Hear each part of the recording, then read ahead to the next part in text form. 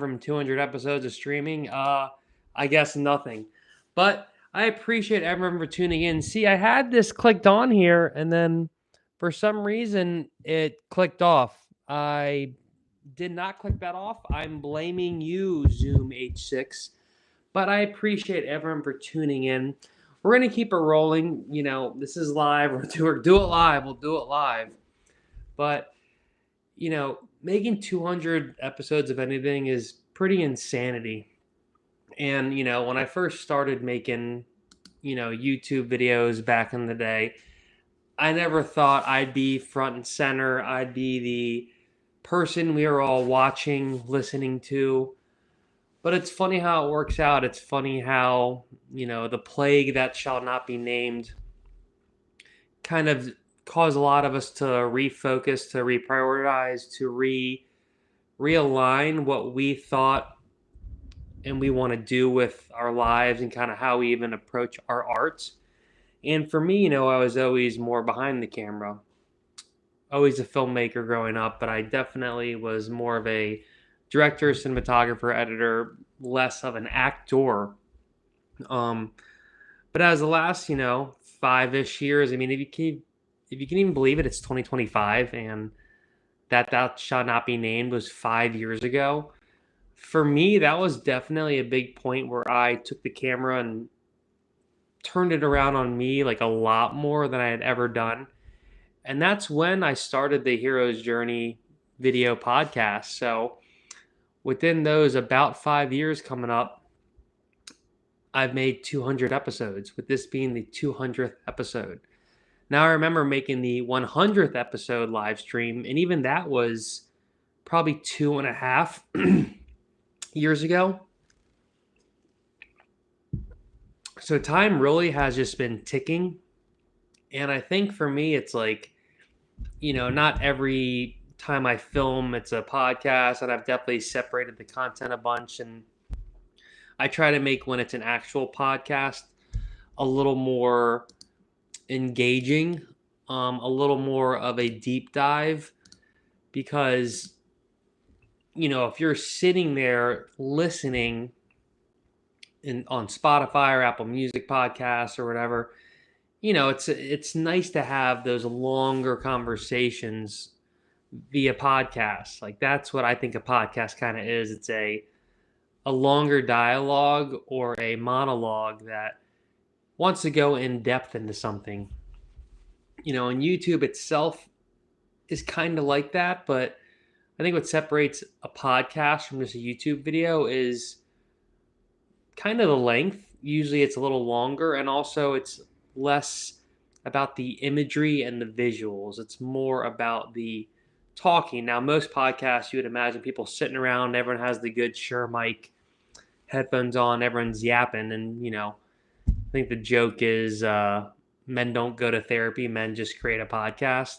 So it's not that unique anymore to have your own podcast and etc. But I just wanted to kind of jump on and do a quick anniversary, kind of just congratulations to myself, and give 5 tips / lessons I've kind of learned from doing this for a couple years now, and having trial and error, and getting to that point where I know what it means a lot more now in terms of like what's gonna gauge interest. Even this podcast, like lately I've been focusing more on surf and cameras and stuff, but especially surf. Now, even this not being that surf based, a lot of my subscribers and followers probably might not even see it, because they're going to be looking on their feeds for surf stuff, or even certain keywords, or just it's not really going to be on their radar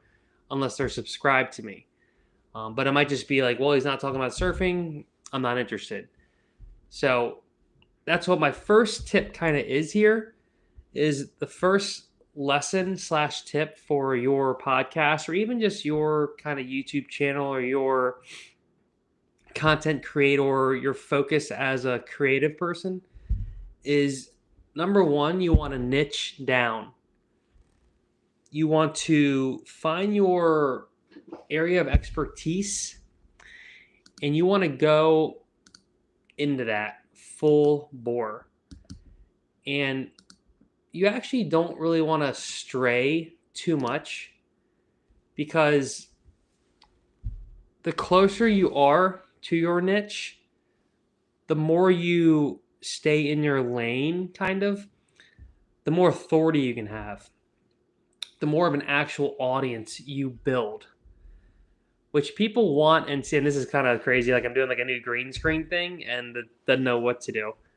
It does not know what to do. But I like it. This is fun. For the 200th episode, I decided just to go crazy and just do like this whole new world thing, because my Mac has like a new update. There's a whole bunch of stuff going on right now. But like, being an authority in your niche is super important now. And as AI continues to take over, the last remnant of like people going to find something that they are keen to listen to or check out, is going to be that person who they can relate to and is an expert in their field. Shout out JB. Because if you're an expert in your field and you have your niche and people are going to come listen to you, it's kind of like you're in a little community. And you can't really build community based on just random stuff. Now, when I first was doing the Hero's Journey podcast, it was a lot more of like a vlog. It was a lot more random. Maybe one episode was about why there is suffering in the world, and the next episode was walking on the beach in Venice Beach, and the next episode was a travel vlog, and it was just a little too all over the place.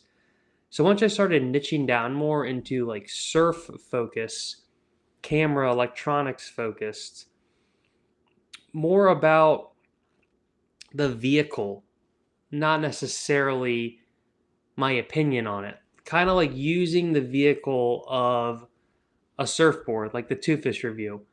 You can, as long as you get something to bring people in, then you can have some personality. You can go a little deeper than just talking about that one topic in your niche. But you have to get people in there, and you have to kind of provide some value in a niche, because it's such a saturated market now all over them internets that you're not going to be an expert in everything. Like, you can't be an expert in surfing and skateboarding and volleyball and writing and 1950s sound movies and engineering, and like, there's just so many interests you can have. But when someone comes to watch you and like kind of get involved with you, they want to hear like what your expertise in, and they're coming to you for a certain reason, and they're going to learn to kind of get comfortable with you talking about certain things and not certain things. So if you go too far off the radar, it's going to be confusing. And the more niche you get, kind of the more better, in particular with how now we're moving into, like, if you're not a celebrity, you can't provide, like, you can't do a daily vlog unless you're a celebrity or an attractive person. Like, no one cares about you going to get your coffee, and until you build up that audience. And the audience that you have built up is going to be a niche-based audience. Then they might care about you going to get your coffee, because you can be like, well, I drink this coffee, it has the almond milk, and now I'm able to shred those waves even harder. So it's niching down is like the number one important lesson I've learned in trying to always use the vehicle of the niche. And for me, again, it's surfing mostly, some snowboarding, skateboarding, and then camera stuff. As long as I'm kind of using some of that, I can cheat a little bit and sidestep, but I gotta use the vehicle to just keep driving the video / podcast plane. Oh, we got a celeb in the chat. Speaking of celebrities, Migsy, what up, playa? What is going on? Not much, Migsy. We're doing 5 lessons learned from 200 episodes of the hero's journey. And it's pretty crazy because, again,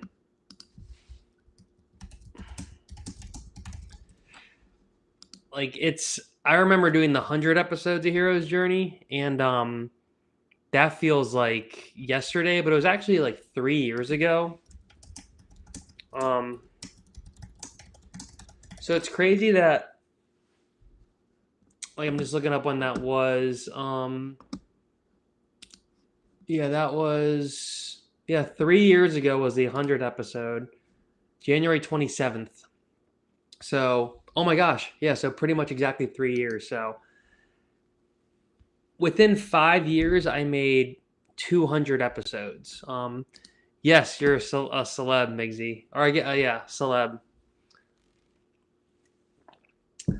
But yeah, so niching down, as you know, Migs, is the number one thing you got to do if you want to like keep the train moving. You can't just randomly. One episode's about, oh, I like foam things because foam's good, and then the next episode's about like, oh, but plasticky things are better because they don't hurt the environment, and then like, oh wait, I like mouses. Like, you have to kind of have some semblance of sanity slash a topic that you can use. Now, shout out Meet Kevin, a big time YouTuber who's like super Mr. Big Shot now. He kind of told me, like, back in the day, he was like, yeah, find your vehicle to get people in the door. So that's what your niche can be. Your niche is just a way that you're going to get people to come into your showroom to look at your product. So you don't have to feel that bad about it. Like, say, even if your niche is like, say your true intentions are to like be funny and talk like philosophy and stuff. Well, to get people in the door though, you might have to be like, your niche might have to be it's like the way to get people in the door isn't necessarily the talking about philosophy. It could be like the book, Marcus Aurelius, the book. That's like the vehicle is the book. People are like, oh, people, I'm interested in that book. Let's click on the video. Now people are in there because of the video. Now you can start waxing poetic, and then they might be like, okay, like he's talking about what he kind of said he was going to talk about. Like, all right, like, so you got them in there another way as opposed to just being like your face and being like, I'm going to talk about why, free will exists. And someone's like, well, I'm not interested in that. But then if instead you have like a novel, a famous novel, and you're like, this novel explains it all. So it's kind of like combining the clickbait, ethical clickbait, with your niche and delivering on the promise that you make in your title and material. Then you can start yapping a little more if you just want to be able to yap on camera. So yeah, well, thank you, Migsy. Yes, I mean, I appreciate it. Well, there's actually been a few things behind the scenes, and I'm super grateful, and it's been pretty cool for sure. And let's do a quick like sideline. So the last two fish video that Migsy, I appreciate all your comments. I worked super hard on it. Yes, philosophy. That's $1 million idea right there. Making a channel called Philosophy. Well, it's kind of like that drunk history show. That's kind of like a funny show, right? But yeah. So it's like, I kind of lost my train of thought there. Oh yeah, but so the two fish review. So I worked many weeks, many months. I mean, almost 2+ months on the two fish surfboard review. And like, I just thought I'm super stoked that it's over because it took a lot of work, but I'm also stoked that it has a great turnout, and it was really cool to like dive super deep into like this evergreen content that now that it's finished, it's so much work, and you feel like you're in this super niche where it's like, well, how many people are looking up like a twin fin for one surfboard? But you got to think like as time goes by and as time just keeps moving, as long as like you still have some relevance and the niche still exists, like it becomes an evergreen thing, and people are going to still be searching for it, still be checking it out. It's not like that's the vehicle that I use to have people watch the video. But if the video is just like twin fins are super fun, and I'm talking about why twin fins are fun, it's very similar to like product reviews. Like when you review a product, it could seem sell outy and like soul corrupting, but really the product is just the way someone's going to click on the video. Then if they actually like you and want to engage, they don't mind watching you open up a product because they enjoy watching you. So that's how I kind of view the product stuff now. For me is like, I'm opening some headphones. Like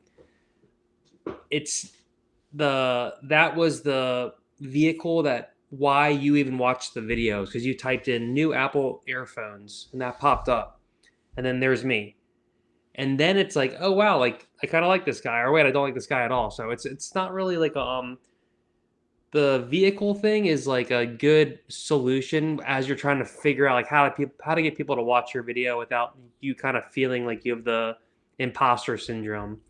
And that just takes time, practice, figuring out your niche, just trial and error in the early stages. And even like the first like 70 episodes of the Hero's Journey podcast, like I was getting no views. I got like no views for a while.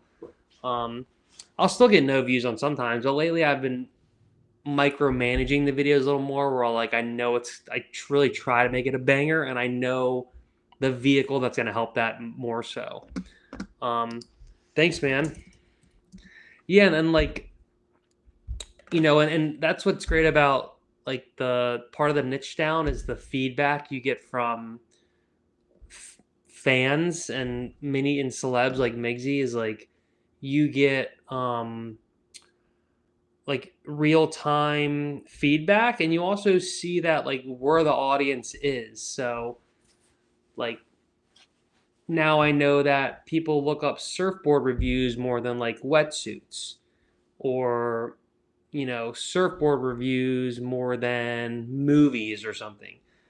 Like I could have went more down the route of like reviewing movies and like I mean, I like doing the camera technology stuff, but it's actually a much more saturated market, whereas surfing is less saturated, and I can kind of have a bigger splash in the surf niche, whereas in the camera niche, it's probably like 100x, and there's a lot of competition.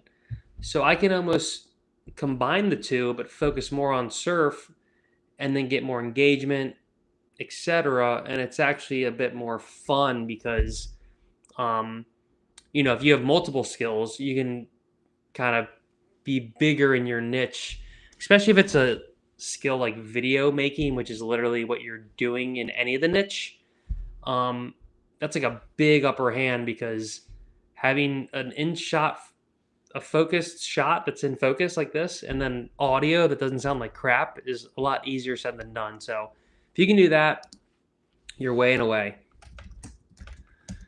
Yeah, Migs, I mean, you've been watching it, and I know like Miggsy would have never found me unless he probably searched for like a surfboard review, or was just, YouTube knows he watches surf stuff. So one day it served up one of my surf videos for him. So that's why it's important that you find your couple of niches and you try to make it more specific, because then you pop up on their feed, as opposed to not niching down. And you just like, that's kind of why a lot of people struggle when they do like a travel vlog or like a cooking show. Everyone cooks. Everyone wants to do travel vlog. It's like not that you're not niching down. Like niching down, especially on YouTube or like a podcast, is like even the style of videos you've noticed on YouTube is just kind of more YouTube specific, but podcasts are kind of going this route. Like people will have almost the same kind of video. Like maybe they'll be like a Jurassic. I've been like kind of binging Jurassic Park stuff because I'm a nerd. And there's like whole channels that they're like, their whole channel is Jurassic Park stuff.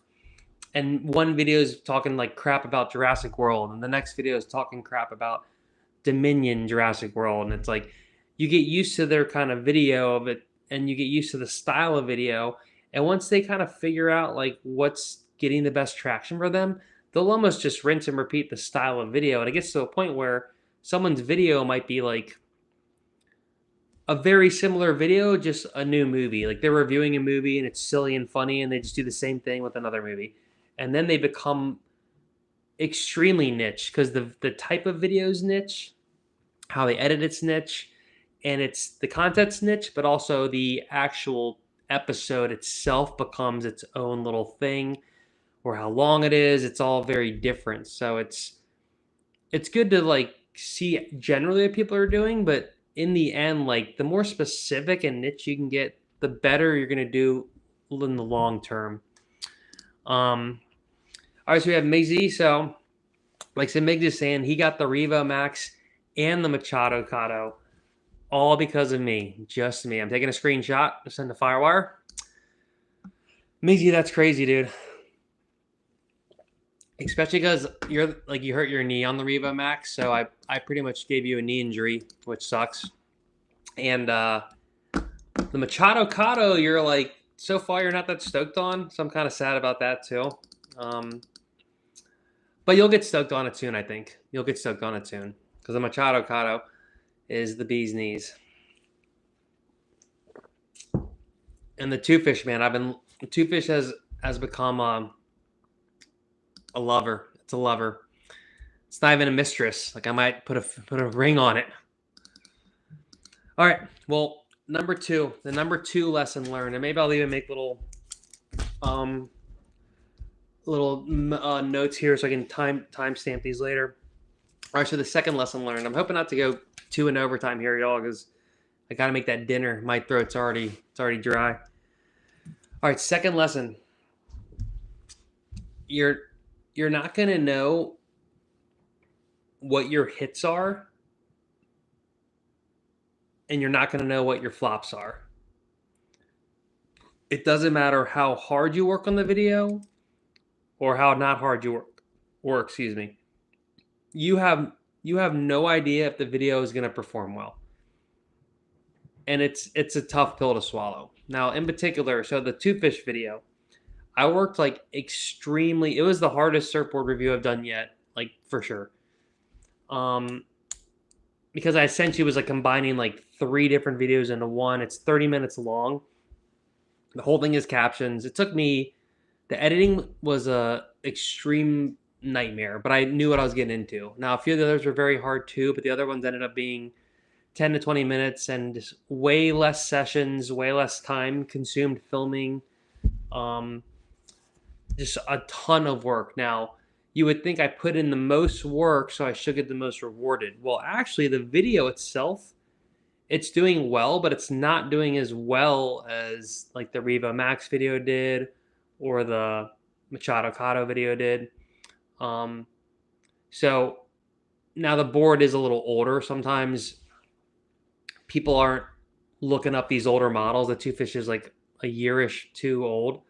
The newer models are going to perform better. So sometimes it's good to kind of chase a trend and release something when it's new because you'll get more traction. But even then, you won't know if the video is going to do well or not. So my point here is that you don't want to be too emotionally attached to any of the videos, and you want to just know that some you might work really hard on and some you might not work that hard on, but you'll ship them.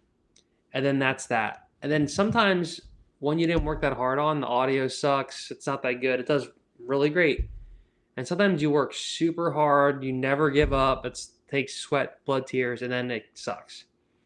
This happened a lot during like making music for me too. Like I'll make the most simplest beat ever, and that song's awesome. And then I'll work super hard on a song. There'll be singers and guitars and multiple compressions and multiple stages, and I'm messing with the snare for like days, and then that song will go nowhere. So the goal really in the end is to just be satisfied with the final product, ship it, and move on to the next one. and then really know that either you went hard or you didn't go hard, but the outcome of the video or the podcast episode or your piece of art or the song or your effort, the outcome doesn't matter. What matters is that you finished it, you're satisfied, you moved on. You're never going to make it perfect. You're only going to become satisfied, and then you got to move on to the next one. So, number 2 is you never know your hits, and you never know your misses. And you think what's going to be a smash hit is going to flop. It's kind of like Hollywood. You see this big Hollywood blockbuster, and you think, oh, that's going to do good, or you just never know. You never know. And then the numbers tell you. You're like, oh, well, I thought that was going to be good or bad. But the whole thing is like it's easy to get discouraged when you do work really hard on something and then it flops and you're like, oh, crap. Well, I'm not going to work hard anymore because it didn't work. But it's for some reason the ethos just chooses what the world's going to like and what people are going to engage with. And you're not going to know. So just ship it and move on to the next one. All right, so we got Maisie in the chat. Maisie's saying, I'm still can't believe I'm stoked you got those boards because of me, man. That's cool. He's saying the Revo Max will get an extra fin box sometime soon. I remember you were saying that. He's looking for the right ding repair to do it. It's not that easy with the channels, and he wants hundreds of dollars to do it. Crazy. Oh, that sucks. But that's cool, though.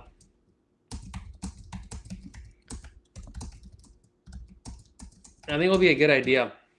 Because, I mean, if you need the box, you need the box. I mean, thank you, sir. Thank you. Multi-dimensional. I'm in focus. That's the most important question. I am in focus, kind of. Is the camera going to explode? Hopefully not. I probably should see if the camera is on the fan. Let me see. Let me do one check. Make sure the camera's on the right fan setting. Look, you're getting behind the scenes look. Oh, we're cruising. We're looking good. We're looking good. Camera's running. Fan's on there. Ulanzi fan. Yeah, so that was number 2. Yeah, I don't know, Migs. I guess you just got to pay the price to get that fin on there. It should be worth it. I mean, if you want the fin, or keep trying the biggest, largest upright twin fins you can. Like, try to find the biggest twin fin on the whole world. But I think it could be cool. You'd have like a custom Revo Max. What's funny though is, it's made of that Ibolic and the volcanic. It's like almost seems kind of specific. Like, how are they gonna? They might have to. I guess any kind of epoxy could do that, but yeah, it's a unique. Firewire is different than the other ones, kind of. So, yes, I'll take it. AK baby.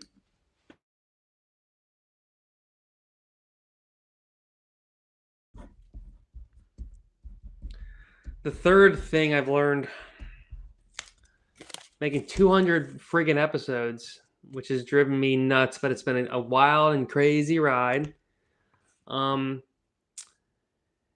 is to stick to make a plan, or if you have an idea. Like tonight, I wanted to do the 200 episode live stream. There's going to be so much resistance that comes from all angles. It's going to say, oh, it's too late. Oh, I'm hungry. Oh, the camera isn't working. Oh, this light died. Oh, my tummy hurts. Like, the resistance, like Stephen Pressfield talks about in the Art of War, or the War of Art, which is the pun of the Art of War. There's so much resistance that pops up when you're making your craft or you're doing your thing that it's a miracle anything ever gets done. But just being aware of the resistance is half the battle. And then just fighting through that resistance and doing the thing that you say you're going to do to yourself is the number one most important thing to ever keep moving forward. Because especially what happens is usually right in the fourth quarter on the 5-yard line, like with the 2 fish video, weeks of filming, weeks of editing. I'm finally in like the last stages. I'm editing subtitles. I have to export subtitles from CapCut. It's this whole rigmarole. I export the subtitles. I only had one free export left, and I had to like pay money to another one. Exported them. They came into the Final Cut. I look and all the subtitles are like super like kind of washed out white. And I'm like, what is this? Like, what is this? So I have to go and I'm like, oh crap. Like, so I'm like pretty much almost done with the video. I'm editing like one little extra. You don't have to put subtitles in the video, but I know that this evergreen content, I want to make this video like a banger, like a years long video that is almost a historical artifact in the surf history. And subtitles are really going to up the ante here.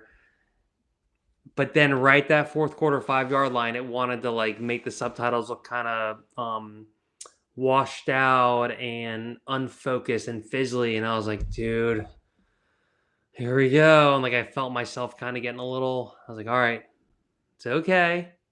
This is just that right at the fourth quarter. Right at the fourth quarter, this is what happens. You just have to like kind of breathe.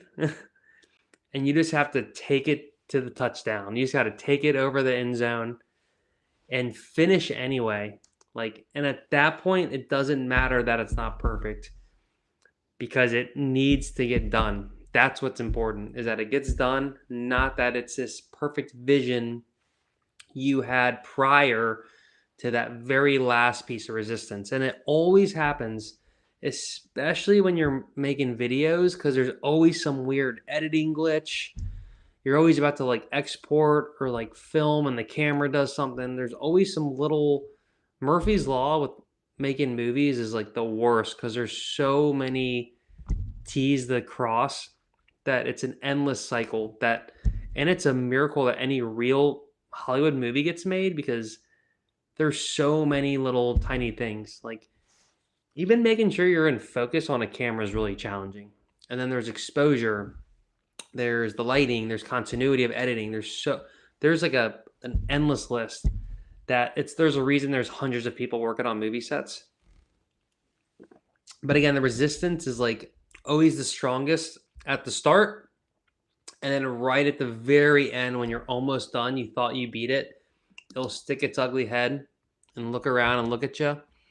And you just got to like give them the finger and then just like rock bottom them or people's elbow them and just finish. You got to finish anyway. And it's not going to be perfect, but you finished. And then you'll notice that last little resistance, the text that might have been a teeny bit out of focus, no one notices, you barely notice. Time moves on, and it's like you could have either gotten, fumbled at the 1 yard line, they score, you lose, or you could have just went over, you win the game. It wasn't pretty, but you still won. So, Miggy says, I'm already losing my voice here. He says resistance equals Gen Z's excuses demons. Ooh, calling out Gen Z. Harsh. Luckily, I'm a millennial. Millennials aren't that bad anymore. We're kind of getting like screwed over now. And now there's Gen Alpha. I think Gen Alpha is the new one. Gen Alpha is like they're screwed, unfortunately for them. Gen Alpha, even Gen Z, and feel kind of bad. Like they have no clue the life without the internet, and they just the world, it was a better place. I mean, the internet's awesome, but before it completely took over, I think we were a little friendlier to each other, and we were a little just kinder in general to each other. Yes, Gen X. Gen X is lit. That's like my favorite Gen Z word. But yeah, so that was number 3, guys. Number 3. Now we're going to number 4. And I'm loving this list because it's I might have lost it. I might have lost my 4 and 5. Let's see, where'd it go? Oh, I lost 4 and 5. That sucks. Let me see. Dang, that's weird. I don't know what I did with it. I think I threw it out. Oh, there it is. It's on the ground. Oh. I need my notes. I need my notes. All right. So the fourth life lesson about you making your magnum opus of your podcast to either 200 episodes or 1,000 episodes. The fourth secret, like the book, is no one cares about your art until they do.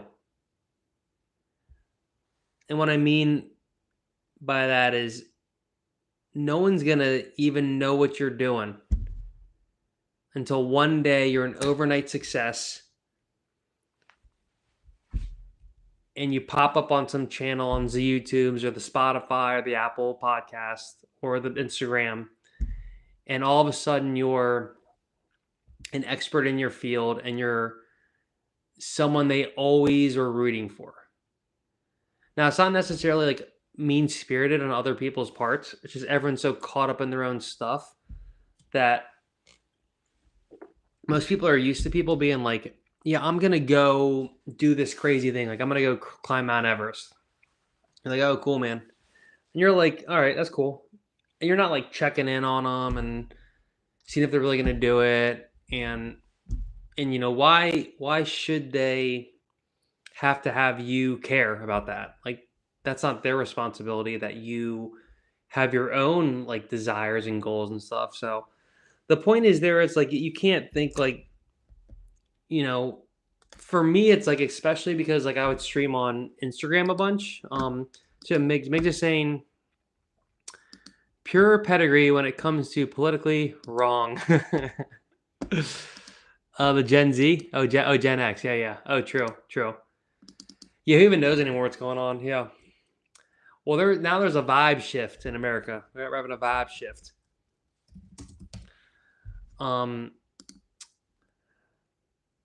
But yeah, like no, like it's funny because you'll once you're at the top, like me now, people are like, oh, like I always believed in you. Like it's so awesome you're doing it. Like it's kind of like a stereotypical thing, like the singer who wasn't going to be a good singer, or the actor who was going nowhere. It's like no one cares about you until you're at the top, until you're an important person. Then they want to act right. They want to pretend like they're in your corner the whole time, cheering you on. Now, most people could actually kind of be cheering you on. They could be like, hey, man, that's so cool you're doing that stuff. Or, hey, girl, it's cool you're going for broke, you're achieving your dreams, etc. But, like, you can't expect them to always be checking in and always be supporting you. It's like they have their own things going on. And maybe one day they'll see you at the top of the mountain, or like in my thumbnail, successful at the top. But you can't be mad because your video only gets 3 views and no one cares. It's not necessarily like the buyer that's wrong. It's like kind of getting mad at someone because they don't want to buy your product. It's like, come on, my product's awesome, you gotta buy it. And it's like, I don't want to buy it. And like, no, but you're wrong, you don't want to buy my product. It's pretty similar. And it's like, until you become, until you're George Foreman grill, then someone wants to buy your George Foreman grill. But before George Foreman had the sick grill and it was like the George Foreman grill, you're like, well, I don't want to buy your grill, George Foreman. That grill looks dumb. But now it's like, oh, the George Foreman grill. Yeah, give me that. Give me 10 of them. So, like, they could even kind of like laugh at you a little bit and think it's silly, Like, I never had too much of that. I'm trying to think. Like I said, for me, it was kind of nice because people are used to me making movies. And then once I started yapping more with my face on it, they're like, oh, cool. Like Travis is now his face is there. And like I always get lots of support. But at the same time, like I don't have people like, checking in and being like, I'm in a good spot now, but there was a while where no one cares. No one wants to care. No one has the time to care. So you have to really be dedicated and know that eventually, like, your time, it could come, but it might not come. And it's like, but that the hero's journey, like, that's the actual important part, is like the journey to that. And then if someone looks back and they're like, wow, like look, Travis had all these episodes, no one was watching, no one cared. He had to walk uphill both ways in the snow. And then once you're like kind of like living large, people actually um enjoy your winning then. And I think that actually be a little less jealous, or it's like the classic underdog thing. Like Rocky, when Rocky succeeds, you're not like, oh, dang it, Rocky gets to succeed. That's not fair. You're like, oh, sick, Rocky. Like, people want to cheer on the underdog. They could be jealous, but if they can at least see that there was some time that went by and you were going it alone, like Beck says, go it alone, and then you eventually do end up at the top, it's an easier pill to swallow for people, and then they want to jump on board too. They want to be in the entourage. And then either you say, okay, hop on, or you say, nope, get lost. You didn't believe me. But either way, it's like you can't expect anyone to be rooting you on the whole way. It's like you might have a couple people, and even if you have one person that's every now and then is like, hey man, that video was cool, or if you're just, hey, can you check out my song or my book or this thing and tell me what you think about this, and you have one person kind of helping you, that's like a huge thing. Huge. So yeah, that the fourth tip there was, no one cares about you until they do. And yeah, we're getting to the number 5 here. I'm liking how this is kind of flying by. Migsy, I really appreciate you sticking around. I know we're not diving too much into the surf stuff here. It's a little more general broadness, but this relates to surfing for sure, because like for me, it's like, these last few years and niching down more on surfing, and I have surf videos on the YouTube. If you even go into my catalog, Migsy, I have like videos from 15 years ago. One of my first videos ever was a Nicaragua surf movie. It's one of my oldest videos, and that one does pretty well. And that one's funny because I film it on like a little handy cam, and it's like 480 SD, I think. Oh, nice. Thank you, sir. Nice. Migsy liked it. Well, thank you, Migsy. If anyone is watching this post replay, please smash the like, hit the subscribe, do all that YouTube's stuff. But the fifth and final tip for. No, thanks a lot, man. Thank you, sir. And Migsy, I'm always curious. Is this your dog in the picture, right? And is he or she still alive? Because it's a very cute dog, and I get so stoked when I see your profile picture because the dog is so cute. But the fifth and final, or tip, I guess, for surviving the journey, surviving and thriving as you get to your 200 mark, is like, be proud of your work. No matter the statistics, no matter people are watching or not, you actually like made the energy to produce something. That's a lot. 3 out of 4 people like just consume. They don't produce anything, and that's fine. But when you're actually like creating something, it's like a big risk. It takes a lot of strength. It takes a lot of like potential loss, potential bullying, potential like without you creating something, it didn't exist. So it's like there's no need for you to create anything. So when you do try to create something, it's like it can be scary because like humans want to be we don't want to be discarded. We want to be like part of the group. And say you try something and everyone's like, oh well, this sucks, then you could just be like discarded. So really quick, let me see what Migsy is saying, because I talked about his dog. He's 51. You're serving in the Caribbean, probably good, Migsy. He's got to stay healthy is your thing, not get hurt. That's a random Google image. Got it years ago and staying with it. He's just learning how to use YouTube properly. Okay, nice. Oh, cool. Well, it's a nice, very nice dog. It's a good profile picture. Good profile picture. Um, but yeah, so it's so easy just to like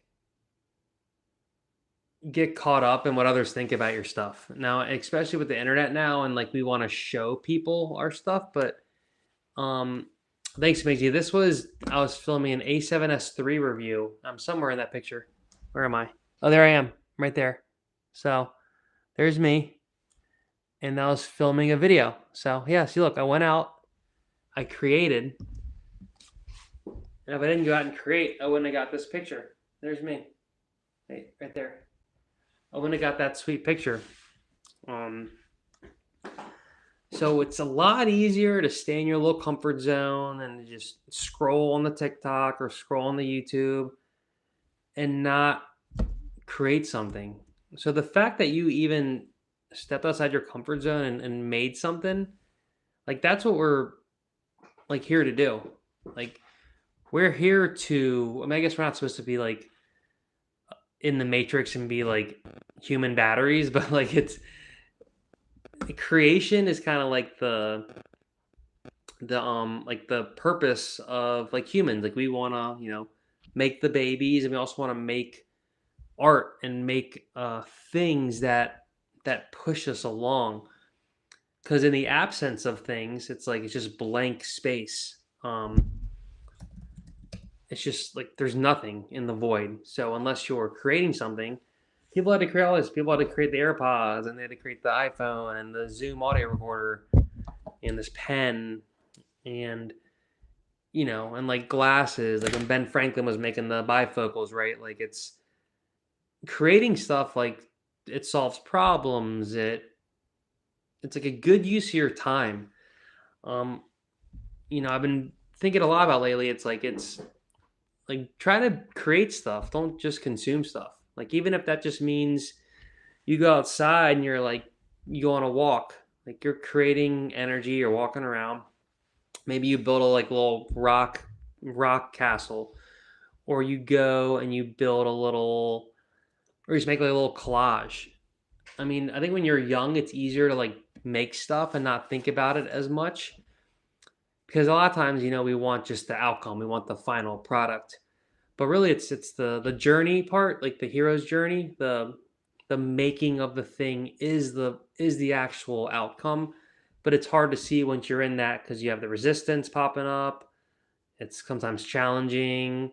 You're kind of going towards the end, and then once you finally finish it, like when I finally finished the two fish review, it's like, oh, like I need like a couple of days. My brain's like fried, but then it's already like, all right, well, damn, I guess I got to start the next thing. It's like you barely get any rest, and you think you're gonna get this nice long rest after finishing the thing, but that was never even the intention. That was just like the byproduct of the journey is a natural end, but then there's another, just so you can break it up a little bit, because it would be crazy to like be walking 40 years in the desert and never get any kind of solution. So I think it's nice to get some outcomes, but in general, it's like the building of the craft and like the doing of the thing is the outcome. Um, well, Miggy says I'm a natural teacher. Thank you, sir. Again, both my parents are teachers, so I'm trying my best. And you're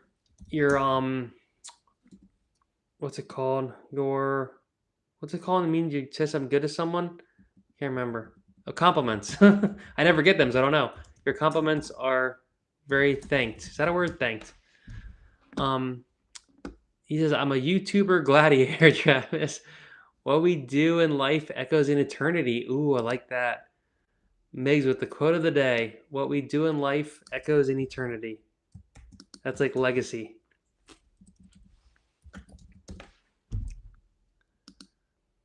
Yeah, it's like what's the phrase? Like what you do,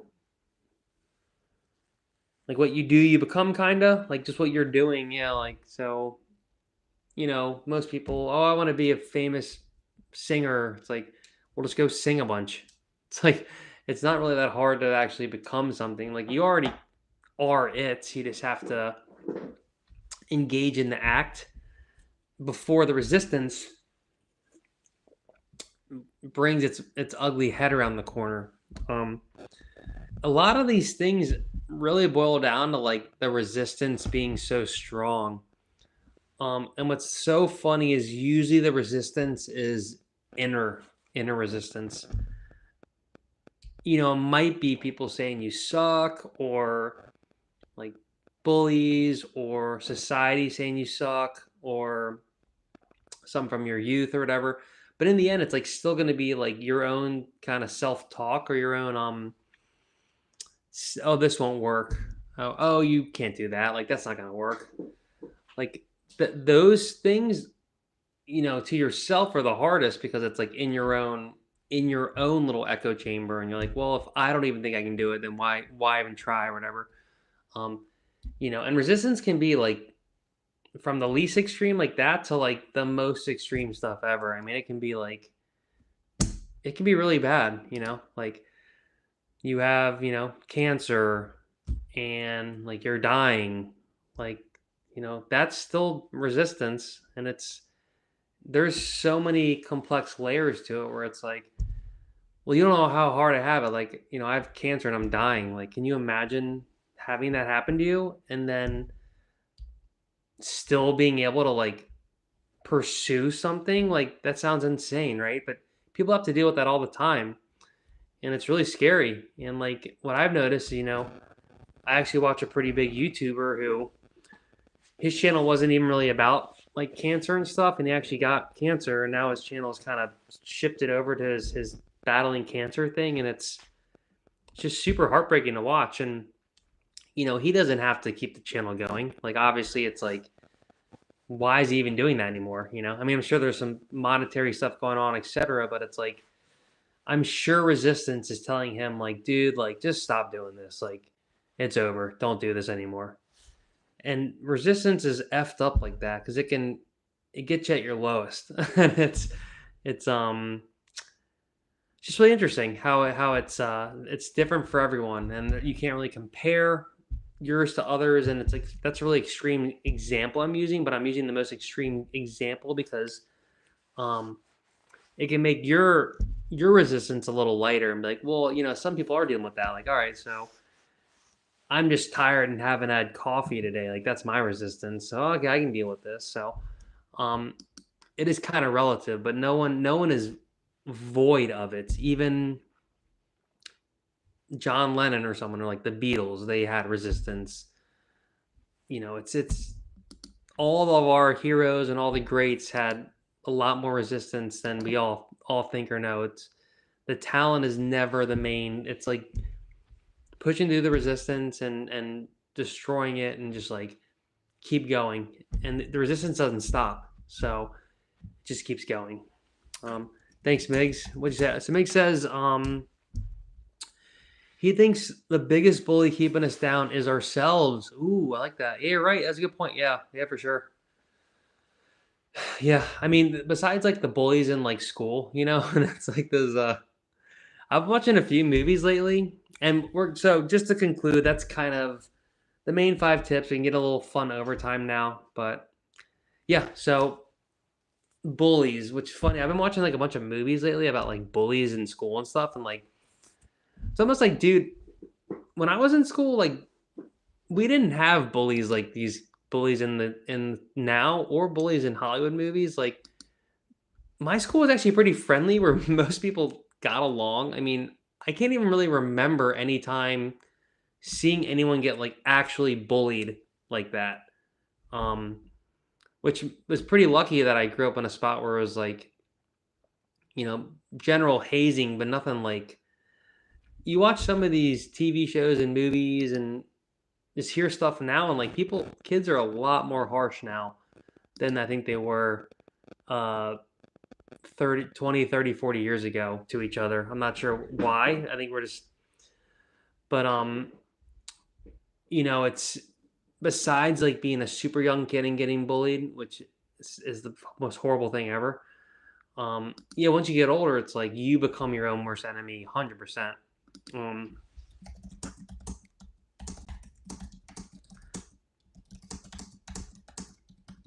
it's like, especially for me, like, but a lot of these tips, like, I've thought about a ton, like the five things I went through. Um, And it's like now I definitely listen to them. Like I finished the project. I don't when the fourth quarter I fumble it on the 1 yard line, I just finish it anyway. Like you have to, it always happens right at the end. You're almost done. Some crap happens. You got to finish it. It's like I'm kind of used to the resistance now. So it's like how bad is it going to be this time is really what it is. Like kind of like the phrase it's always something. So it's always something. What is the something now? And if it's like not a horrible something, that's kind of sweet. Like right now, I have kind of a weird heel injury that's not going away. So that's the something. It's not horrible, but it's there. It hurts every day. Who knows what's going to happen? But I had a recent root canal. That was more of a something. And now that's better, hopefully. But it's always like these little somethings, and you get it fixed, and there's a new something. It's a never-ending something fest. And I used to like get a lot more like upset about that. I was like, why can't I just like not have suffer like a little bit? But that's kind of what it is, like the whole suffering thing. It's funny, like life is suffering, but um, as DMX said, rest in peace. To survive is to find meaning in the suffering. I think Jesus said that too, but DMX said it as well, even better in an awesome song. Not even better, but he said it as well. And I've been trying to think like, how can you find meaning in your suffering? Like, how is that? How can you like? What's the point of you actually suffering? And I still haven't figured that out. I'm still trying to figure that part out. But I think the point is to like actually feel and just understand that's the truth. Like that's what the nature of our world is. Um, that is the meaning. Not that there's an inherent meaning like, oh, I deserve to suffer, or um I was a naughty boy in my past life, so I got to suffer. Like sometimes I'll joke and be like, "Oh, I must have been like a super naughty guy. I'm getting super roughed over right now in my past life." But no, it's kind of like that's just the nature of existing. Is that? And yeah, I think I just figured it out right now on the stream. There you go. I figured out the meaning of life. Hope you do. But yeah, Migsy's saying, "Good to hear, brother." He was in the other end of the spectrum. Oh, Migsy, you're bullying people, or you got bullied? Did poor Migsy get bullied? But you're from Australia. I feel like that's just kind of like I feel like us Americans are way less like angsty and just way less aggressive than y'all. Where yeah, I feel like if any of us went to your countries growing up, we wouldn't have lasted a second. We would have been toast because y'all know how to like rage. Like the young Aussies or the young Aussie men are insane. I'm sorry, sir. I'm sorry.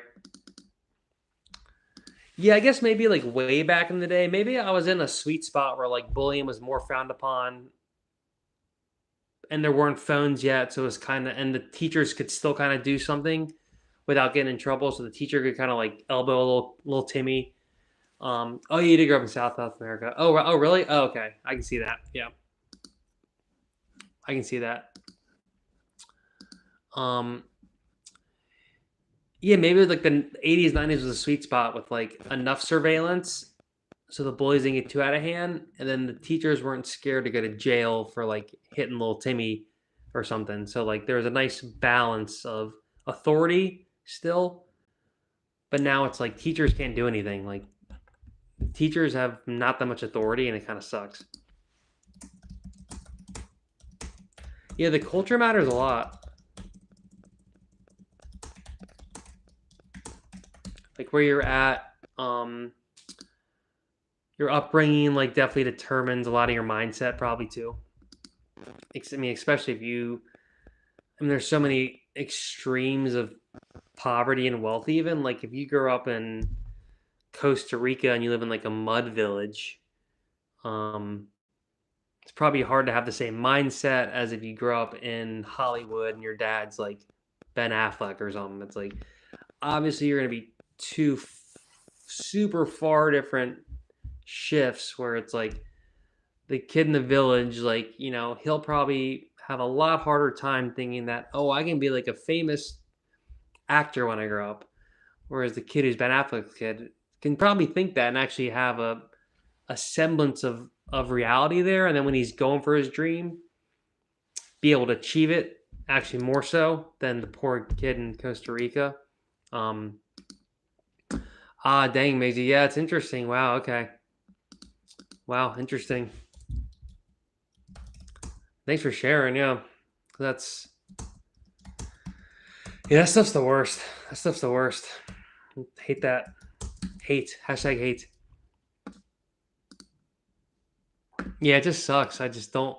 Not a fan of just treat people how you want to be treated. I mean, I don't want to toot my own horn, but I've like always been super pretty conflict avoidant, but also just I'm better now. Like I'll say when I need something to be said, but like never I don't think I've ever really tried to talk down on anyone. Like I'm really self-aware in that regard. Um and always wanted to. I mean, I was definitely a people pleaser growing up, and I'm a recovering nice guy, so it's kind of the nice guy syndrome. But I always like just treat others how I want to be treated. Like is the my baseline attitude. Um, don't demonetize. And hopefully we don't. We're talking about some risky subjects YouTube's don't like. Oh, we got Charles Hawk in the chat. Charles, what's going on, dude? You just got here kind of after I went through all the 5 things, but to recap, it's niche downs number one. You don't know your hits and your misses, so just make it anyway. Make a plan to do your art and then do it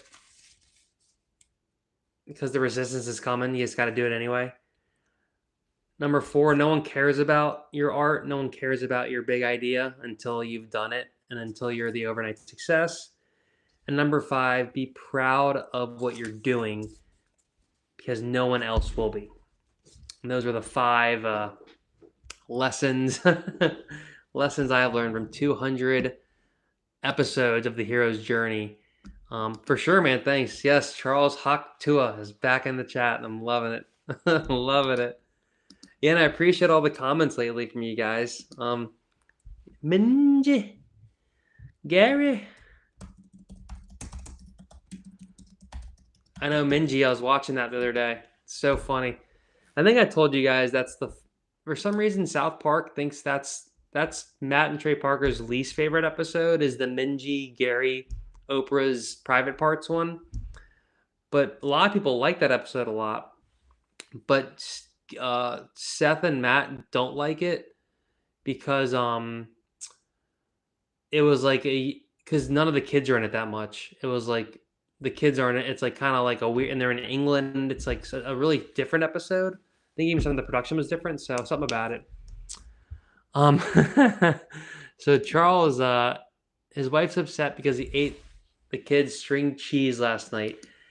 You know what? That sounds like a string cheese incident to me. That is my joke pun for the day right there. Oh, I don't know, Migsy, what episode it is, but I think if you just type in Minji and Gary, it'll pop up.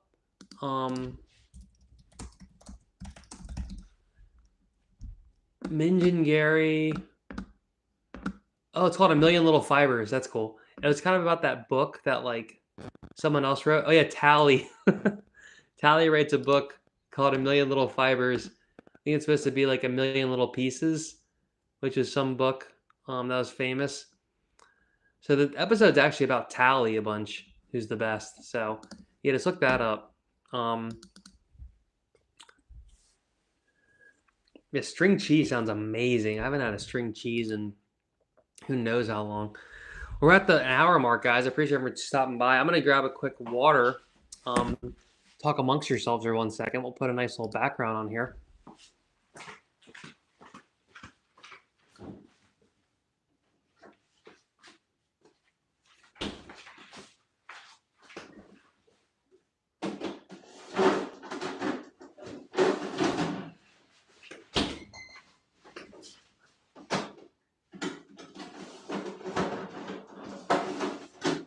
We're actually gonna have a potential new sponsor of the show. I'm in focus. Come on, there you go.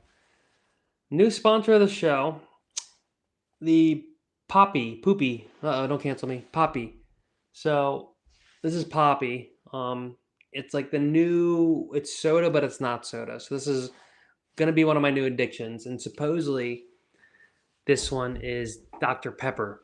So I'm really keen as because Dr. Pepper could be my favorite soda. So we'll do a live taste test. So let's see how this goes. Live taste test on the air. I think Charles lives in San Diego, don't you? Oh, wait, we're not supposed to dox people, though. I think he lives in Americas. That might be in San Diego. Oh, wow. Whoa, it is like Dr. Pepper. Doc Pop. Wow. All right. So if you're addicted to soda but can't drink them anymore, try the Poppy Doc Pop. It's pretty good. Whoa, that's really good. That is really good. But yeah, Charles Hawk too. If you're in SoCal, it kind of sucks because I know we have that storm coming, which is good. But I did surf today, and it was a paddle fiesta. Migsy, all I did today was paddle. I probably duck dove like 350 times. But I did get a couple good ones, but it was like a paddle fest. And I actually wore a 5'4" today, and it was awesome because I'm sick of being cold, and I have the 5'4" Hyper Freak. Um, so it's pretty. It's like kind of pretty much like a 4'3" of another suit, and it's like for being a 5'4", it's doable, and it's really nice just being like super duper warm. And today, because it was super windy and I was just duck diving every 2 seconds, it like wasn't cold at all. So it was just tiring, but it was like a really good workout. So yeah, so Charles surfed a couple of days ago to beat the SoCal rain. Yeah. Because the rain's coming. Oh yeah, so Charles says he is the host Stevie 4-3 worship. Awesome, awesome. I know you were saying that in one of the comments, I think. And you're gonna maybe get the 2 mil rate, the short arm, which I have, and it's really awesome. So I would recommend it for sure. Host Stevie is a friend of the show, of the channel. We've actually done a few things together. You've probably seen some of the videos, but he's a really cool guy too. He's based in San Diego. And he's been really great to work with. Like we've done just a few wetsuit stuff, a few other things, and we're collabing every now and then. So it's been super awesome for sure. I mean, full transparency, if I wasn't such a Techno Butter 3 like addict, I would try to just go all host Stevie.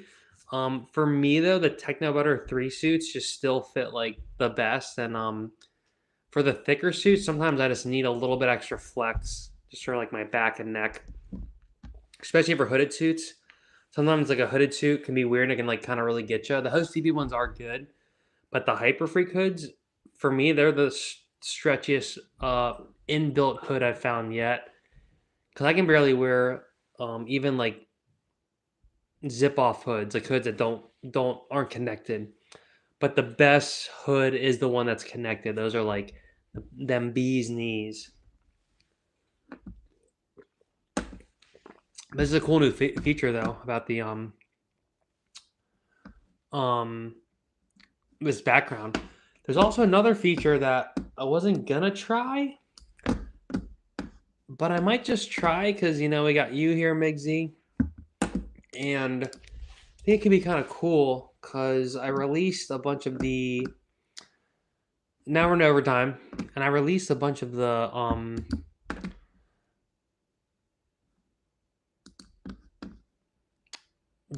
wow, I had someone comment on my video and they said someone said good flow. Didn't realize you could surf so well. Kind of like, oh, I thought you sucked. Just joking. Thank you, Capcorn100. Very nice of you. Then Migsy's in the chat there. Oh, this video's doing good. 47 views. Yeah, so I pretty much put up, if you guys are watching now, post chat, I put up the two fish review. There's like 3 different fins, and I cut out each one and made like a surf highlight reel of each, just to have like all surfing. And that went out today. and I was gonna let a little more time go by because you know, you're releasing 3 videos all at once. It's gonna break them up, but I was like, YOLO, and I just wanted to like get the whole two fish thing done to ship it and move on. But I'm going to attempt something here. We're gonna try to watch some of the video and see if it will let me, because I know I can share my screen now. But let's see what happens here because I'm a little scared. Let's see. Oh, let's see this. Oh, look at this. Look at this. What are we even doing? And let's watch. Oh boy. What a dreamer's dream. It's a dreamer's dream. All right, so we're just going to watch. How does this work? Oh, that's pretty cool.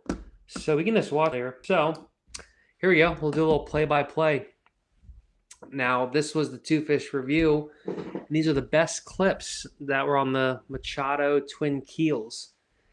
And there is music going on. I wonder if the music is from there. I might just have to double check this really quick. Oh no, it sounds great. Looks great, sounds great. Let's see. Oh no, it sounds great. Looks great, sounds great. I hope I don't have anything naughty in any of these. Yep. No naughty things. It's like, is there anything naughty shown on the screen? I think we're good. Because I've never used the YouTube live share screen feature. It's actually really cool. Because it's just sharing exactly what my other screen's showing, but I can still film in real time while sharing my YouTube screen. That's cool. That is cool.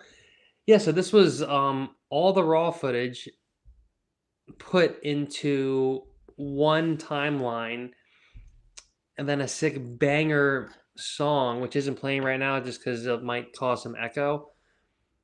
But this day on the Two Fish was like magical. And it's not even in the shot in the picture, but what's awesome about the Two Fish on these kind of days, I can do 4K. I might even look better. See what happens up. Oh wow, amazing. Is like I'm just making sure this looks okay because again, the first time I've ever done this, I do not know how this is gonna look. And it looks pretty great. Wow. All right. Well, guys, there's the channel if you want to go check it out. Oh wow, look. Migsy's agreeing. It looks so sick. Sweet, brother. Yeah, it is kind of cool.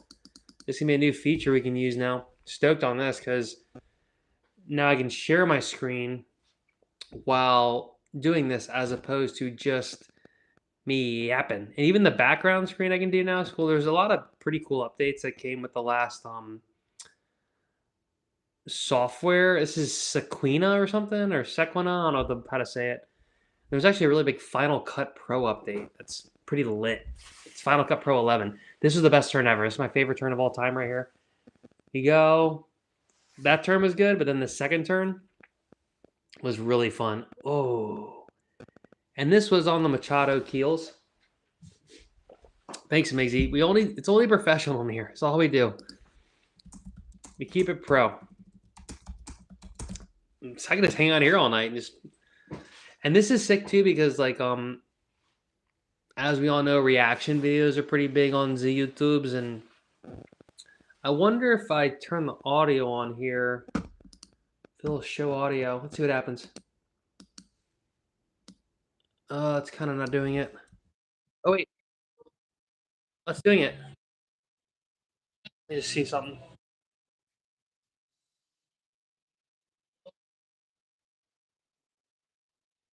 I don't think it's I don't think it is playing the music, but I'll probably copyright myself if it plays.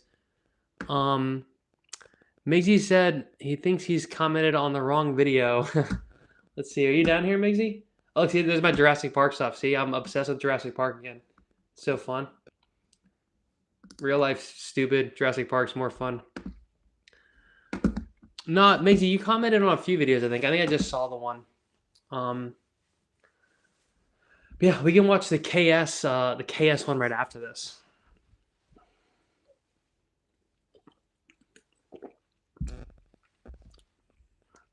Oh, because the mic's only coming from here, but if the mic comes from there into here, that might be too confusing for it. And this day, so this day was actually in Venice Beach, California. Now I know I'm not supposed to be claiming these spots, but that's the breakwater. Crap, too late. Well, this spot's pretty famous. This is where all the this guy. We need to find that guy and beat him up. The guy who cut me off. This is where the Dogtown and Z Boys hung out.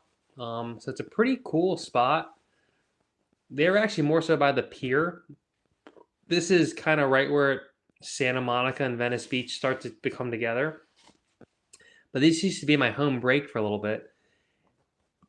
And this wave's funny because it closes out like none other. This day was actually kind of pretty good.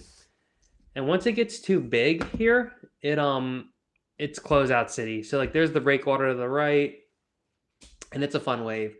But let's check out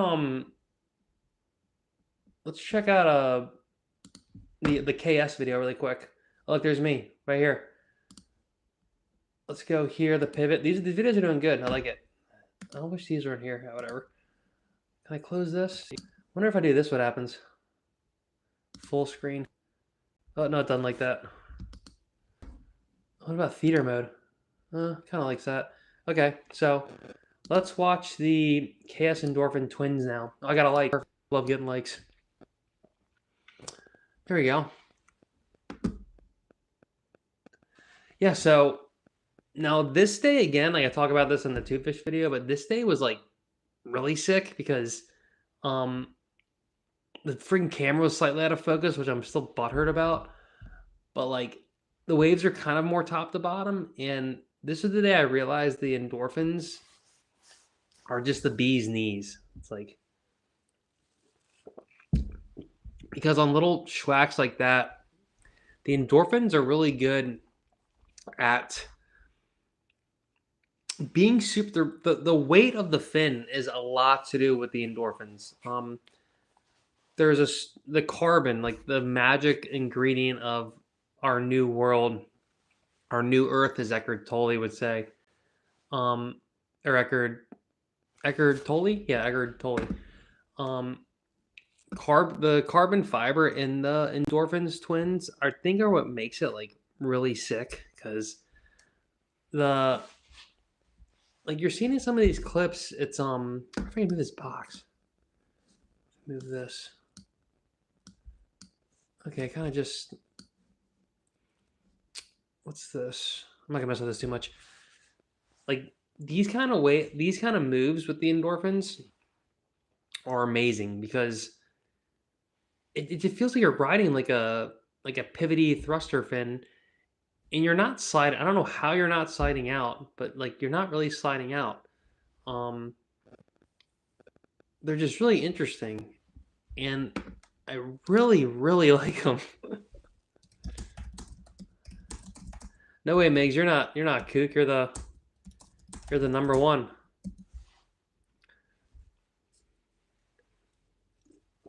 Uh-oh, maybe these do have sugar. I'm getting like a weird sugar headache.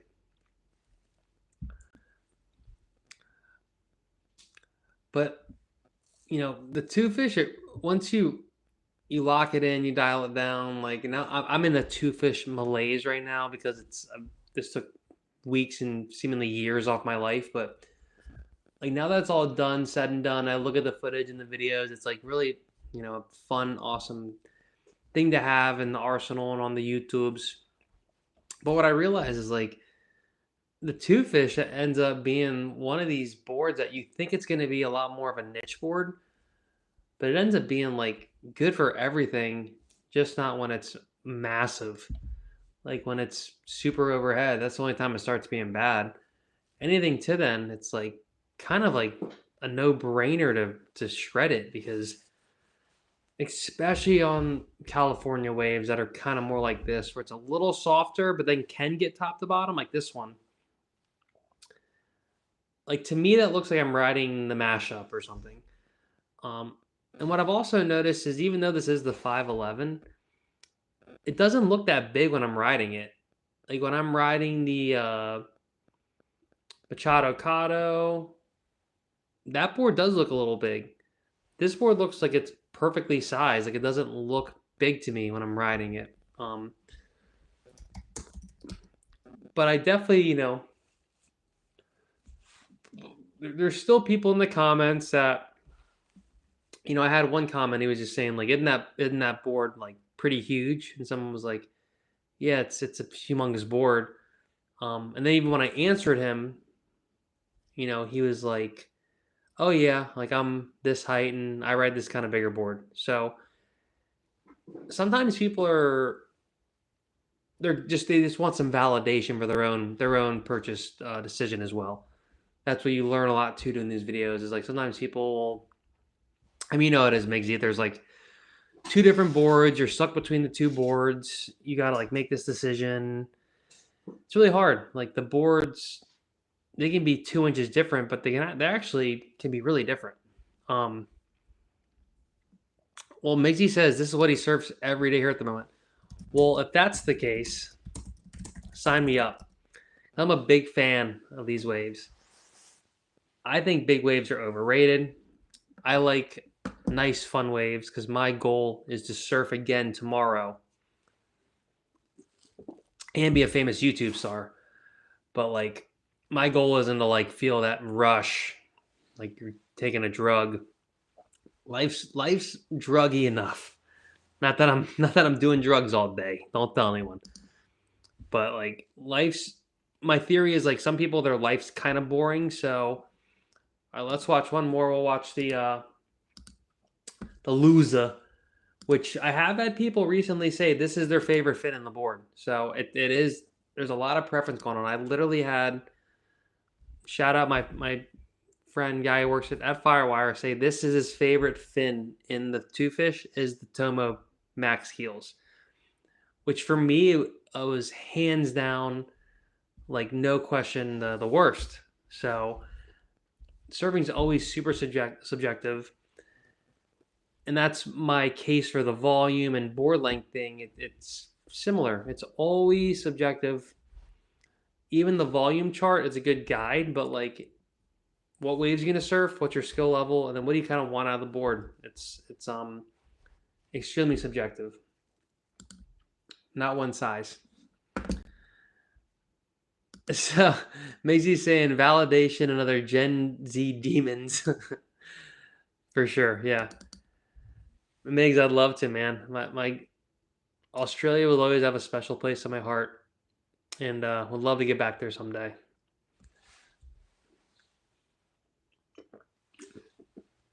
Let's watch a few clips. This day actually was kind of unfair. The Riva Max fins because this day was kind of the worst. Um, the tide was super low on this day. I'm making the best of it, but it was like super sketch. Like at any point you could be running into like one of these crazy big reefs, easily chop your foot off, chop your head off. And so it was super sketch to ride. This is the first time I've ridden the board as well.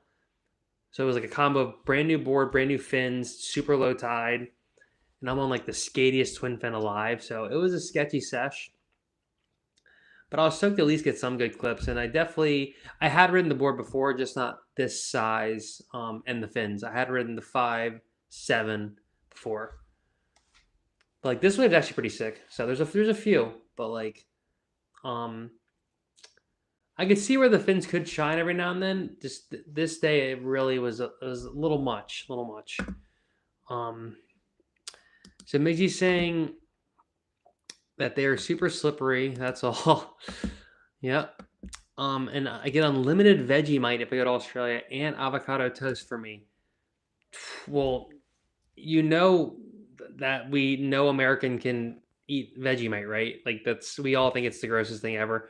But I appreciate the sentiment. Is that the word? I appreciate the gesture. But yeah, Vegemite is the one thing. I mean, you got to load it in butter, right, or jelly. Like I remember one time eating it and being like, "No, like you guys are crazy." What I do love though is you guys, well, Hungry Jack's is cron, and then like the beets on the sandwiches are awesome. Subbies, y'all had some banging. What's funny in Australia is like I feel like y'all's.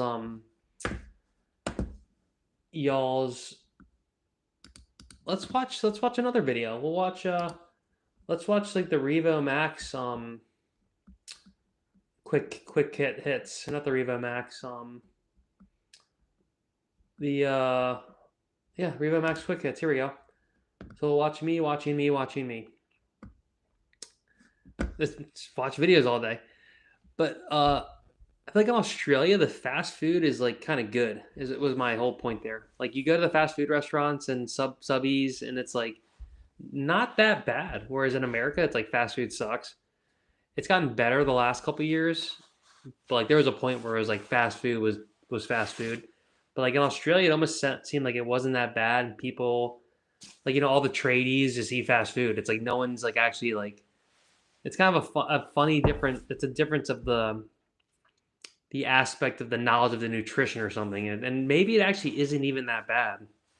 Um, but it was funny how like it wasn't as, and it's not like that Australians aren't health conscious. So it is funny how it was just like not all fast food isn't frowned upon is my whole point, and it doesn't seem as gnarly. I don't know if you agree with that or not, Migsy. Okay, yeah. So it's for something about it. Maybe it's just somehow the grease isn't soaked in as much, or you go to Hungry Jack's and like it wouldn't be that bad. Like you'd feel okay, and like you got a good little meal in you. I'm looking at like 15 of me right now. I'm looking at me here, me there, me there. A lot of me on the screen. Oh wait, so he's saying it is kind of gross. Everything that it's gross, and we still do it like in marriage, right? True, true. I mean, my goal, I'm trying to be like a wise man here and learn from others' mistakes. Um, I mean, marriage in America is a whole another story. But yeah, it's not that. I mean, America and Australia is getting kind of similar, even politically, values, etc. But yeah, our marriage rate's god awful now, and I don't see it getting better. Yeah, so it's sad. It's like but I'm trying to learn from others' mistakes. At least at this point in my life, is my goal. Um, True, yeah. Big Asian influence with skinny food in Australia. Yeah, true. Yeah, I mean you guys have like there's like a good amount of like pho and um like fusion, right, is it called or something? But there's also, like kind of like this typical beach kind of food. Around Tugan and Miami Beach. Here's my favorite turn ever on the Revo Max right there. Oh wow, man, the Revo Max is sick. The Revo Max is just wow. I need to get the Revo Max again. That would look awesome.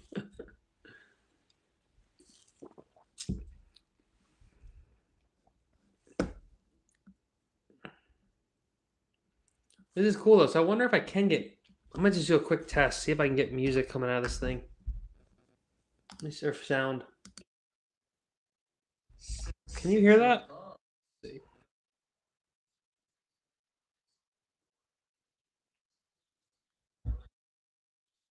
Oh, you don't hear that. You guys don't hear that. That's interesting.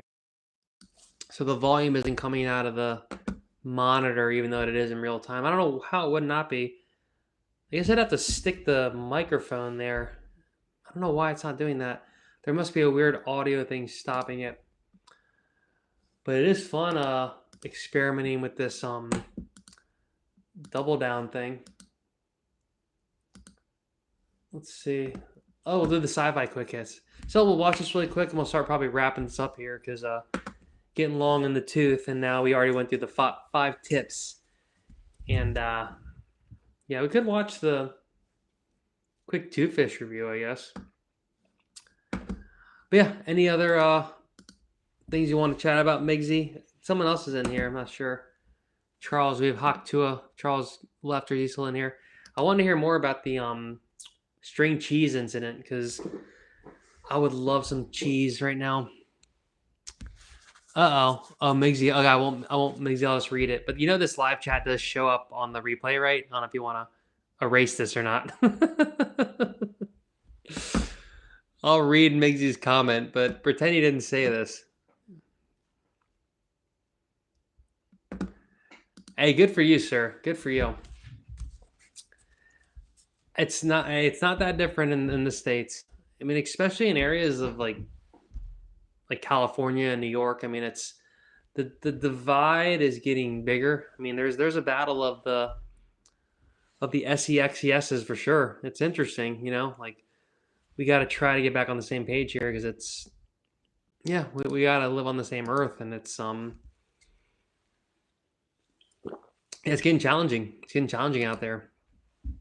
I'm just happy I'm at least old enough to like somewhat, control urges or just like, you're not just like young, dumb, and full of what. You're like a little older and wiser, and you can try to navigate a little better, not be just totally driven by the lust.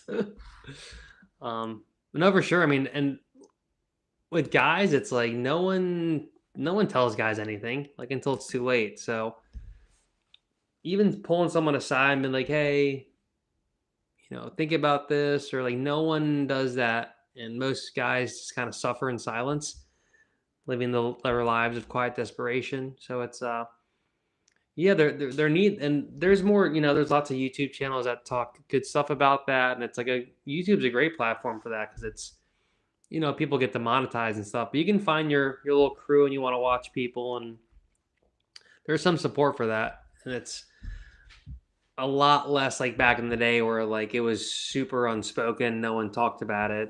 Now there's actually like answers on the YouTube. You can go watch your favorite, dating coach, and he'll tell you all about it. Like, oh, Mr. Dating Coach. Oh, cool. I see what you're saying. It's like kind of this fun new little entertainment sphere that is it is interesting though, because there is like a line that can kind of get crossed, and like making men kind of angry is big business now. You know, telling men the truth and kind of waking them up a little bit. Like, oh, they're like, oh, and they can kind of get a little angry and bitter because they've been lied to for so long. So, but it's better to know some. I mean, being cipher and just eating the steak is great. The porridge slop kind of sucks. So it kind of depends on if you're ready to eat the slop or not. Um, yeah, so I'm just gonna read this, Migsy. I'm not gonna say it for your sake. There you go. Yeah, true. Migsy painted the picture. Exactly. Exactly. Yeah, it's all about. I mean, a lot of it's about self control and just trying to find other outlets. If well, that's true. I mean, that's all about the like the not transmutation. Well, kind of, yeah. It's like kind of the energy is not that dissimilar if you're creating something or you're like lusting or you're like angry. It's like a focused energy that can be a few different things, but like if you're serving a wave going on the line, like you're not also thinking about like that hot chick or like that guy who cut you off. It's like you're in this one flow state zone. So the more you can find your little flow state zone that isn't hurting other people, that's a great spot to be. And that's an awesome like area to dial in and be in, because then you can be the master of your own commander. It's like less about taking from others and trying to like dominate and stuff. And you're just like pioneering your own path, and you can be super purposeful in that. And for me, it's like I get a lot of purpose from the YouTube channel and from the podcast and from like making stuff. And if you get in a good spot, it's nice. But like a lot of it is going to be kind of going alone, trying to figure it out. Like no one's gonna really. Wonder what happens if I watch me watching me. Let's see this. Probably open up an infinite. Oh, there it is, an infinite hole, infinite loop of a mirror. This is kind of cool. So an infinite loop of time and space. We'll just watch this for well, let's see how far we can go. Whoa, this is amazing. This stream has escalated into complete madness. Wow. Wonder if I'll do stuff like this and I'll do it. Oh, that's pretty cool. It's kind of like Ant-Man and the Quantum of the Universe, or whatever it's called. All right. This is pretty awesome. All right, enough of that, though, right? You guys are over that. We'll watch one more thing. we'll start wrapping it up. Let's watch the I want to watch the Machado Kata review is kind of cool. Let's throw that on. Here it is. I was watching this the other day. This video is sick because it has the camera angle was sick and it's like really sharp focus, and it was like just me in this small area. Um, so it was like a perfect setup. Whereas like lately, a lot of my later sessions, I've had to like film from like half a football field away, and it's been like a lot more challenging. But the Machado Kata review was one of the initial like banger reviews because it was super easy to um, do because of how the footage turned out. It's turned out so amazing. Oh, look at my bookmarks. None of these bookmarks are too naughty, are they? Oh, we're good. Link generator, post. There's me. Cool. Oh wait, Migsy saying more stuff. Migsy, this stuff's gonna appear in the live chat, just so you know. I think I told you that. So I'm not gonna read it out loud, but people will read this. The internet police will be after you. You will be canceled very shortly. Oh, Dan, you're gonna get me demonetized, Migsy. You gotta stop. Let's see. Migsy says, I'm not gonna say it, but I'm gonna read it. I'll react as I read. Like a day off. You what? You can't have a day off. What's going on? Yeah, no days off, Migsy. You get no days off. You're locked in. No days off for you.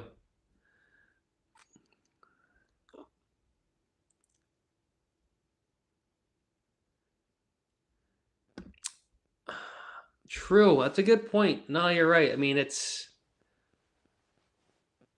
I think guys can come together in their like their confusion, I guess. But sometimes, yeah, sometimes the confusion's from the lack of abundance of getting it. But I think some guys, do get it, but they also once they kind of realize what it is, maybe that gets them mad too. I think even being in like the celebrity, even living in Southern California, it's a lot more front and center, kind of what attracts each opposite sex. So it's easier to see, and it's um, less. It's easier not to end up the guy shaking your fist, get off, like being angry at something because it's just more night and day, more out in the open how it works in Southern California and like in places like and you know working in the entertainment industry. Oh, Miggsy's deleting. I love it, Miggsy. I love it. uh, what's it called? Erase the trace. Erase the trace. Message retracted. Message retracted. I didn't even know you could do that. Perfect. I love it, Miggsy. I love it. That's sweet though. So now we can talk naughty, and you'll just delete your comment. I'm sure someone's gonna screenshot that, and then you'll be done for. You'll be in the YouTube jail. It's gonna suck. But you can just make a new channel. I'll be super sad if I get demonetized or YouTube jailed. Because it takes a lot of work to get monetized, and then like once you get demonetized, it's like it's crazy kind of actually YouTube. It's good. It's kind of good to like have separate channels and stuff, just to have some kind of a semblance of like safety. But it gets challenging when you like getting each of those channels monetized and then having an audience on each channel. It's like kind of makes more sense for like humongous creators, but when you're a smaller creator, like for me, I kind of like having the one channel and just kind of making it a little different. But it'd be too much work having like 5 channels, and we'll be better in the end probably, but it's for the birds. Miggsy, fair enough. I will appreciate it. I love the email, Miggsy. I will appreciate that, but no, that's you dove in good there, and that's cool that you I feel like I'm in a similar boat. For me though, like it is a little more like I'm just trying to do my thing now, and it's like almost like trying to show myself, all right, like how can you Like for a while I was trying to like rise above, like, rise above the urge. But it's most people never even ask themselves that question, like what drives me? Why do I want to get married? Or why do I want to have a job? Or why? Like, what's your why? Most people don't never ask themselves their why. They're just going through They're just going through the society motions, what society tells them. So even just having any awareness is step one. Um, it's in Maisie says it's an ageist, brother. Yeah. Um, he owes me one. Maisie, you owe me nothing, man. You're my you're my best. You're the biggest celeb and the best. I don't want to call you a friend. We're friends. We're friends. Mizzy says, "How old am I exactly?" I am 37. My birthday is actually in 2 days, February 13th. Don't tell anyone. So my birthday, I was gonna do a stream on my birthday. I was gonna do the 200th stream on my birthday, but I was like, it's kind of like a loser move. Like you have nothing better to do on your birthday than stream on the internet. Like, so I passed on that idea.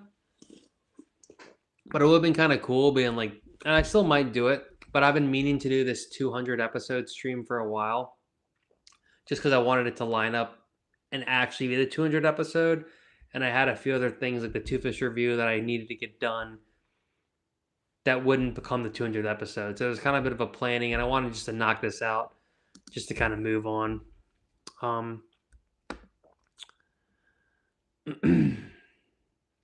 For sure, brother. Well, thank you. Yeah, I'm 37. I've already said that. Yeah. Um, Oh, that was the best turn ever. That hit right there. Can you see my mouse here? Oh, you can. Sweet. This day was funny because the waves like kind of really sucked, but the Machado Cotto, I fell in love with this day. It was like really, really awesome, and I still want to lock it in the quiver. Part of me still thinks that I should sell the 5-9 mashup and get the 5-10 Machado Cotto, but the 5-9 mashup as kind of like when I need to go to a spot and be like a short border and fit in and be cool. Like if I have the 5-9 mashup, I'm good because it pretty much looks like a short board. And at 34 liters, it's actually somewhat manageable. But most of my other boards are a little bigger, and then I gotta hear the what's it called? Like the sidelines or like whatever the word is. People are like, "Oh, you gotta ride a smaller board, bro." You're like, like shut up. Let's see. So Migdy says, "I'm not a loser." Well, thank you, sir. It'll be honored to have me. Be honored to have you streaming on that day. Wow, that'd be cool. Oh, nice. All right, good. So I seem like I'm 37. Okay, because sometimes people think I'm a little younger, or usually I get I'm a little younger, which is great. I'll take it. But yeah, no, I probably if I had to say like what I feel like, I probably feel like I'm like 32 or something. Like I feel like I'm 32, but I will be 38 very soon. Let's just knock it out. We'll watch one more. We'll watch my mashup review. Here we go. We're doing them all, and we'll close out the stream. The new format. So here's the 5-10 mashup, which I blew it, and I should have got this one, but it's all good. I made it past 27. That was the main age to make it past. So now it's all just icing on top. But yeah, this was at Waco. This was the 5-10 mashup. I think I had like the future vectors or something in here. It was 3 fins. They were great. This is the 5-9 mashup, which silly Travis still. But the 5-9 mashup's sick because when it's low tide going off, the 5-9 mashup just shreds. So that part's cool. But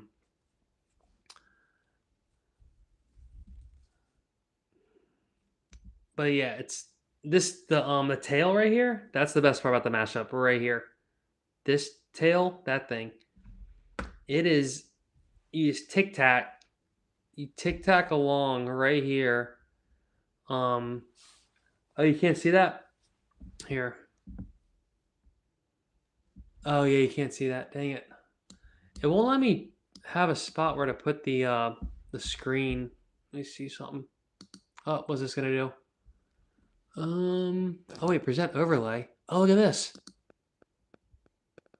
Uh, actually, I'm scared. Hold on. Just dang it. I kind of did something. I'll mess with that later. I'll do like a test screen. I think I can make my screen a little smaller, but actually, might just. I'm too scared. There's like a red thing on the screen right now. I don't know what that means. Um, presenter overlay. I don't know what that means. Can you guys see the? You can see the screen now, right? Yeah. Let me see. Oh wait, no, you can't see my screen.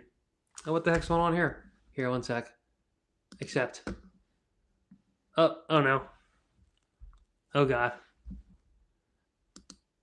It's going to crap in a crap basket. Oh no. Wait. Oh, there's me again. Oh, we have 4 people watching. No one knows what's going on now. Hey, there's me. All right, now I'll do it. Watch. Oh, here we go. Share screen. Allow. All right, we're back.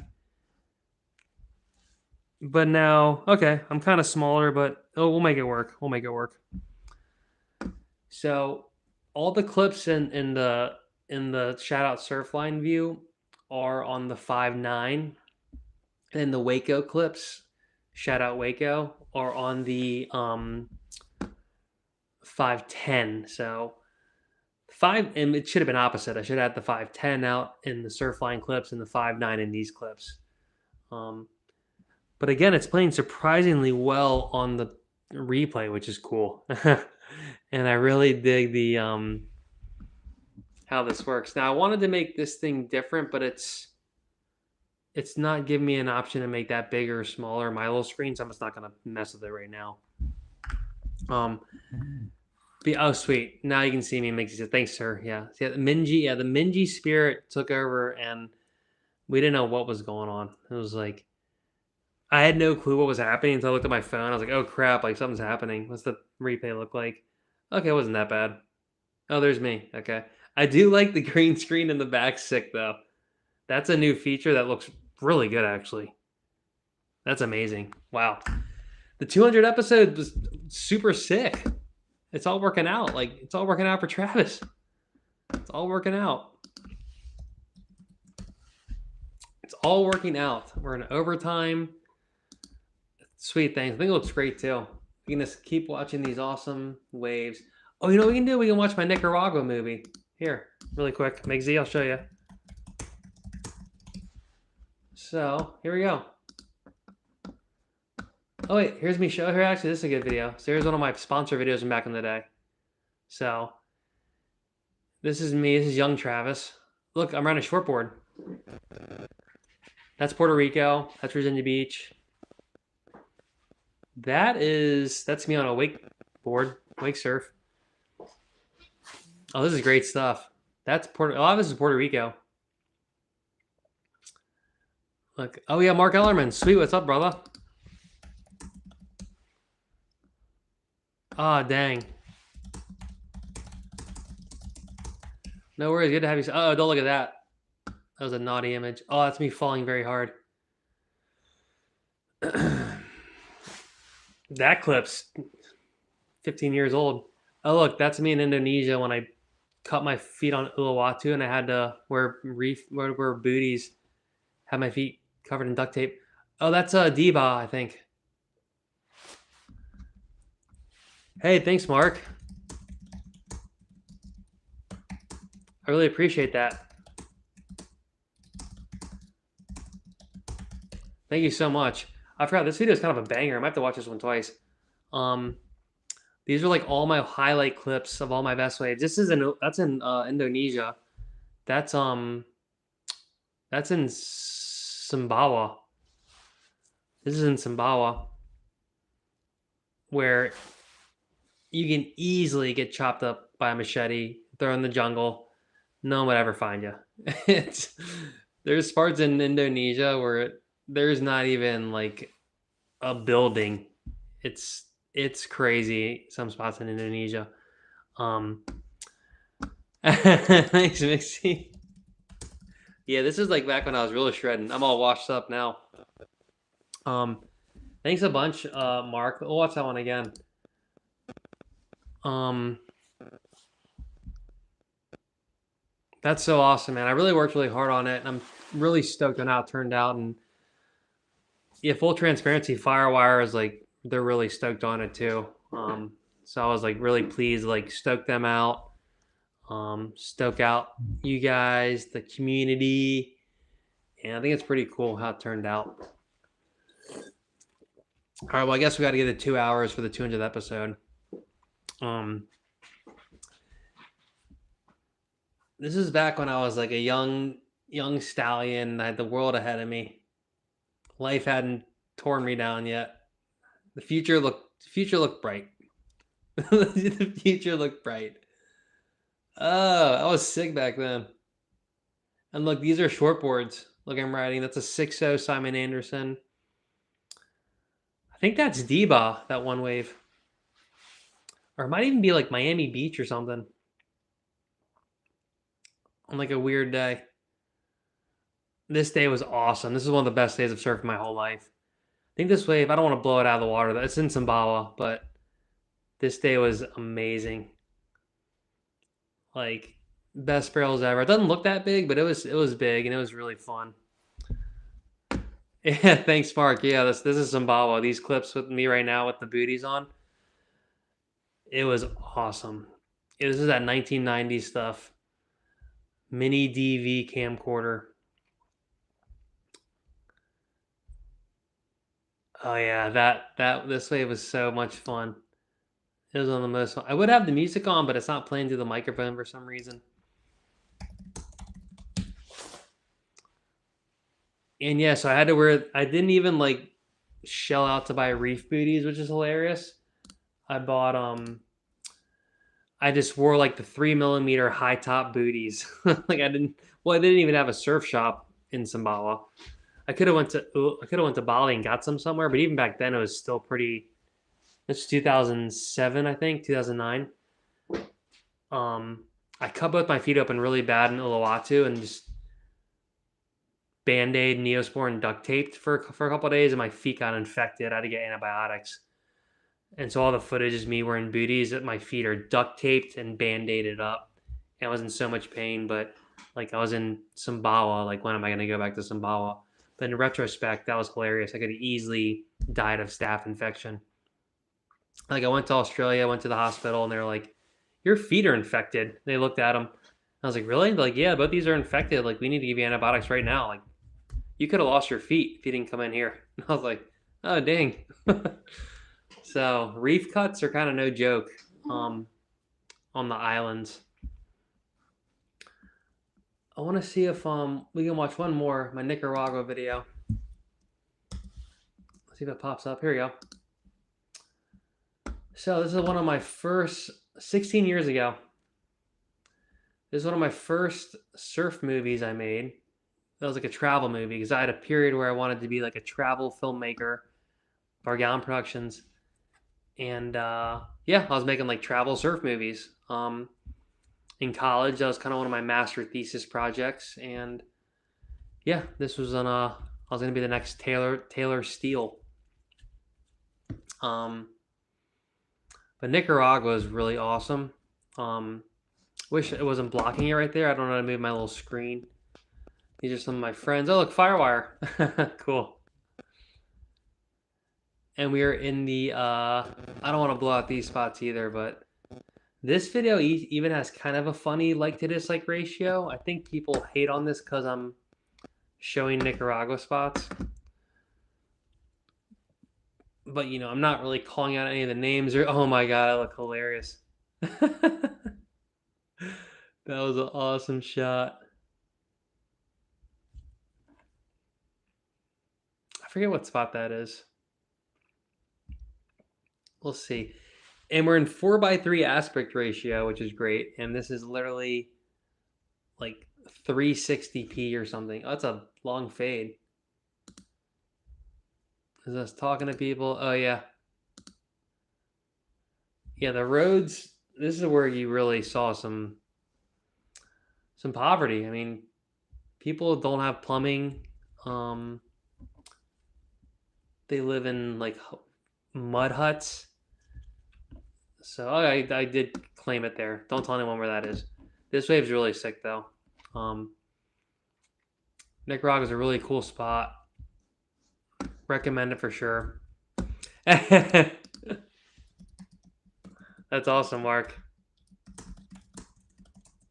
Yeah, Mark, I had a good run of like traveling and going to spots, and it's kind of cool. I mean, there's not really many spots on my list where I'm like, oh, I really want to surf there still. Like, I've been lucky to surf all the ones I wanted to surf. And now I'm at a spot where it's like, I don't want to go surf Massive Uluwatu, or like, I'm just trying to survive. Um, yeah, so I was lucky where I traveled a bunch in my 20s and stuff, and just surfed a lot, and was super grateful to surf a lot of sick spots. There's some Colorados in here too, which is an awesome wave in Nicaragua, um, where a lot of people go because there's like kind of a gated community that's right on the beach in Colorados. Which maybe have you been to, Mark, to the any of these Nicaragua spots? But yeah, back when I went to Sumbawa, it was like, I mean, it was nothing. There was nothing there. Um. Oh wait, so being goofy, Chicama is high on your list, but it's a long way from Australia. True, Chicama. I actually don't know what that is. Let me see real quick. Oh, Peru. Oh, cool. Yeah. Oh, nice. Okay, yeah, I haven't actually surfed like South America's kind of. I guess yeah, the not Central America, South America. I haven't really been to. Um, True. That's an awesome looking wave.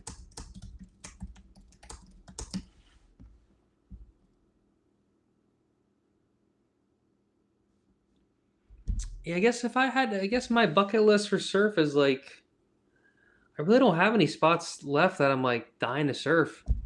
I'm pretty content. Um, I just like surfing fun waves. Like, I mean, nowadays I'll just go surf the less crowded spot usually, or oh, so these are roads. These are actual. That's a road. Like in retrospect, what were we thinking driving down this road? Like you popped your tire, you're done. We had a tour guide. His name is Kike. He's in the back there, and yeah, like without a tour guide, we would probably would have died or something. Because oh, so this is yes, this is another pretty sick wave. Um, we'll let this play out. We'll get 2 hours, then we'll call it.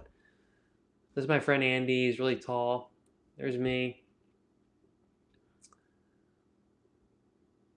But yeah, there's pretty much the mashup. There's our tour guide Kike. He was the man. He literally just helped us not die and showed us around. It's great to have a nice tour guide in some of these kind of spots because it's, you're not just you're not just like a fish out of water to the max.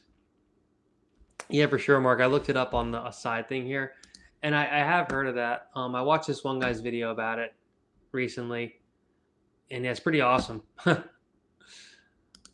That'd be a sick wave. And if you're a goofy footer, that'd be really sick.